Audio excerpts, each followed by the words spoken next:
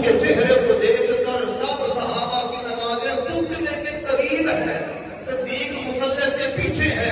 اس کے باوجود محبوب کہتے ہیں رک جاؤ، میرا سوال پھر وہی ہے، نبی کی نماز امتی کو اٹھا کر بھی ہو رہی ہے، صحابہ کی نماز نبی کو دیکھ کر بھی ہو رہی ہے، نبی کا تصور کر کے بھی ہو رہی ہے،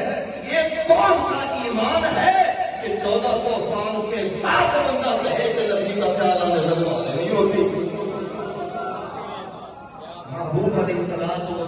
تو سونے مکھڑے والے ہیں، سونے چہرے والے ہیں، سونی شکل والے ہیں، اور ہمیں سونا عقیدہ اور مذہب دے کر گئے۔ اب میں آتا ہوں اپنے اصل جو ہمارا موضوع ہے۔ عزیزان گرامی، نبی علیہ السلام نے